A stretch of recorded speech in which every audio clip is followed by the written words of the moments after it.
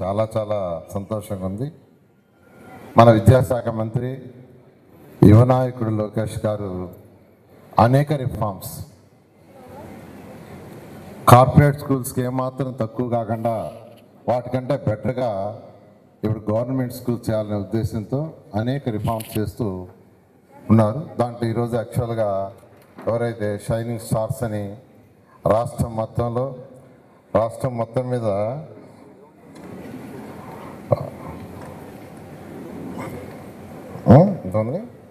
69 మందిని యాక్చువల్గా రాష్ట్రం మొత్తం మీద ఈరోజు సెలెక్ట్ చేశారు. దాంట్లో 4169 10th క్లాస్లో 600కి 500 కంటే ఎక్కువ మార్కులు వచ్చిన వాళ్ళు, ఇంటర్మీడియట్లో ఒక 36 మందిని వాళ్ళ మార్కులు కూడా 830 దాటిన వాళ్ళు, ఇంటర్మీడియట్లో 830 దాటిన వాళ్ళు 1000కి, 10th క్లాస్లో 600కి 500 దాటిన వాళ్ళని మొత్తం ఇద్దరు కలిసి 469. వాటిల్లో కాకినాడ జిల్లాకి 10th క్లాస్లో 132 మందిని, ఇంటర్మీడియట్లో 36 మందిని, మొత్తం 168 మందిని ఈరోజు ఈ యొక్క షైనింగ్ స్టార్స్గా సెలెక్ట్ అయ్యారు. వాళ్ళందరూ కూడా మరొకసారి నేను ప్రత్యేకంగా శుభాకాంక్షలు, వాళ్ళందరినీ అభినందిస్తున్నాను. వాళ్ళ తల్లిదండ్రులందరినీ కూడా మరొకసారి ప్రత్యేకంగా అభినందిస్తున్నాను.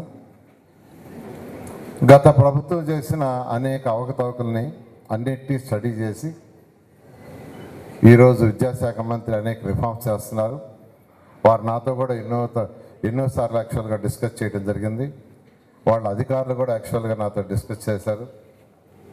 వాళ్ళ టీచర్లతో కూడా యాక్చువల్గా నాతో ఇంటరాక్షన్ పెట్టించారు. అంటే ప్రైవేట్లో ఏం జరుగుతుంది, గవర్నమెంట్లో ఏం జరుగుతుంది. ఎందుకంటే 2014-19లో నేను ఇదే శాఖ మంత్రిగా ఉంటే నా ఆధ్వర్యంలో 2000 మున్సిపల్ స్కూల్స్ ఉన్నాయి రాష్ట్రంలో. 2000 మున్సిపల్ స్కూల్స్లో పిల్లలకి బెటర్ ఎడ్యుకేషన్ ఇవ్వాలని ఇన్ఫ్రాస్ట్రక్చర్ ఇచ్చాము. అదేవిధంగా కాంపిటేటివ్ ఎగ్జామ్స్ కూడా పోవాలని ప్రతి దగ్గర ఏర్పాటు చేసి ఇప్పుడే కొండబాబు గారు చెప్పారు. ఎంతోమంది విద్యార్థులు డిఫరెంట్ కాంపిటేటివ్ ఎగ్జామ్స్లో మెడికల్ కావచ్చు, అటు ఇంజనీరింగ్ కావచ్చు సెలెక్ట్ అయ్యారు.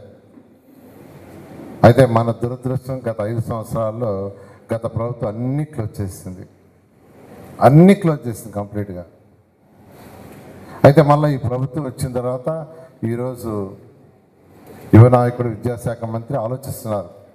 ఆ కాంపిటేటివ్ కోచింగ్ కూడా ఎలా చేయాలి, ఏం చేయాలని యాక్చువల్గా అనేక దఫాలుగా అనేక మందితో డిస్కస్ చేస్తూ దానికి యాక్చువల్గా ముందుకు పోతున్నారు. ఇలా ఈరోజు ఈ రాష్ట్రంలో విద్యాశాఖలో అనేక మార్పులు, టీచర్లకు సంబంధించి అనేక ఇబ్బందులు ఉన్నాయి. 117 జీవో ఉండింది, దాన్ని రద్దు చేశారు. దానివల్ల అనేక ఇబ్బందులు టీచర్లు పడ్డారు. నిజం చెప్పాలంటే నేను ప్రైవేటు విద్యా సంస్థల్ని ఎస్టాబ్లిష్ చేసిన వ్యక్తిని. కానీ ప్రైవేటు విద్యా సంస్థల్లో కంటే కూడా బెస్ట్ టీచర్స్ ఎక్కడ ఉంటారంటే గవర్నమెంట్ స్కూల్స్లోనే. అయితే ప్రైవేట్ స్కూల్స్లో వాళ్ళు కొంత ఓరియంటేషన్ ట్రైనింగ్ ఇచ్చి వాళ్ళ దగ్గర టీచ్ చేస్తున్నారు. బట్ బెస్ట్ టీచర్స్ ఎక్కడంటే గవర్నమెంట్ స్కూల్స్లోనే ఉన్నారు. 2014-19లో నేను ఎక్కడ మీటింగ్ పెట్టినా ఇదే మాట చెప్పేవాడిని. మొన్న ఈ మధ్య విజయవాడలో నా దగ్గర హెడ్ మాస్టర్స్ టీచర్స్తో ఒక మీటింగ్ పెట్టించారు. ఏ విధంగా ఇంటర్మీడియట్లో మార్కులు తెప్పించాలా, హైయెస్ట్ మార్క్స్ అని, దానికి సంబంధించిన మెటీరియల్ అది. ఆ రోజు కూడా నేను ఇదే చెప్పాను. బెస్ట్ టీచర్స్ ఎక్కడున్నారంటే గవర్నమెంట్లోనే ఉండాలి.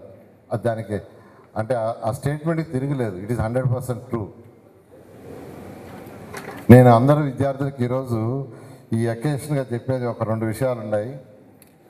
ఇందాక పేదరికం ఒక పాప శివలక్ష్మి గురించి అందరూ చాలామంది చెప్పారు. చాలా సంతోషం.